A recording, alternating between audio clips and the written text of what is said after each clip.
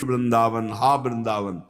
वृंदावन नाम उच्चारण करने से जुगल सरकार मुस्कुराते हैं, समस्त सखियां आशीष देती हैं, और वृंदावन के खग मृग पशु पक्षी ये भी कृपा करते हैं, क्योंकि सब ये वृंदावन का वैभव। प्रिया प्रीतम लता पता रजरानी समस्त सहचरियां खग मृग पशु पंछी, ये सब वृंदावन का वैभव है। जब हम वृंदावन बोलते हैं तो संपूर्ण वैभव हमें आशीष देता है वृंदावन का। इसलिए कह रहे हैं जिभ्या विह्वलता मुपैतु सततम तत्सद गुणोत्कीर्तने।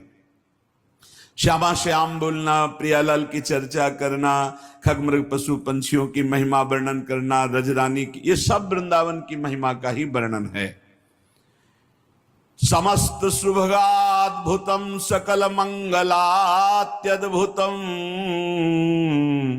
चिदात्म सकुलोज्ज्वलाद्भुतम शेष रम्याद्भुतम समस्त वरदाद्भुतम सकल कृष्ण धामाद्भुतम तदेतदखिलाद्भुतम भज रसेन वृंदावनम। वृंदावन का आश्रय और वास तो सबको नहीं मिल पा रहा है, आश्रय तो सबको ही ले सकता है। मन वचन कर्म से वृंदावन का आश्रय।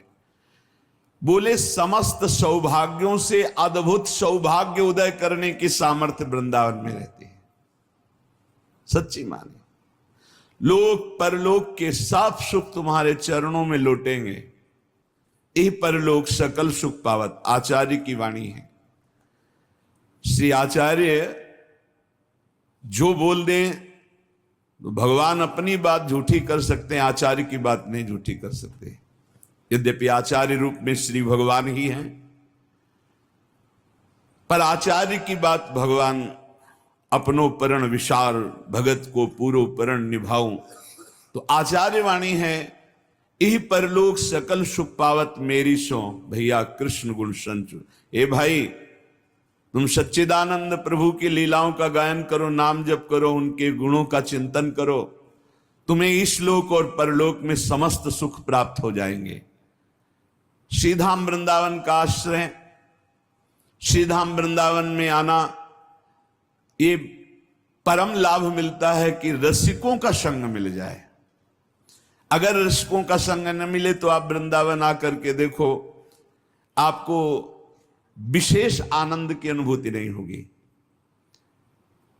आप यहां चाट पकौड़ी खाएंगे, आप गोलगप्पा खाएंगे, इधर उधर घूमेंगे, अगर प्रभु के पास भी दर्शन करने गए तो वहां दोष दर्शन करेंगे, अरे यहां ऐसा यहां ऐसा।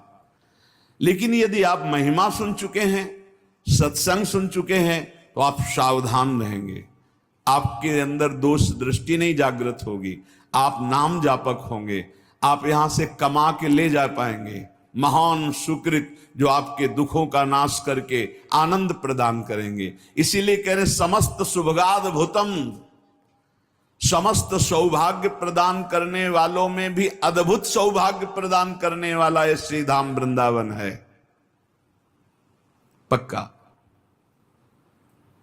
कर्मों का भोग बड़ा प्रचंड है, बड़े बड़ों को भोगना पड़ता है। जो सिद्ध महापुरुष हो गए उनको शरीरों से राग नहीं होता, पर शरीरों में प्रारब्ध भोग तो आता ही है। यदि प्रभु के आनंद का हमें स्वाद ना मिले तो ये प्रारब्ध मिटिया मेट कर देते हैं, पूरा जीवन बर्बाद कर देते हैं। इस धाम का एक विशेष प्रभाव है।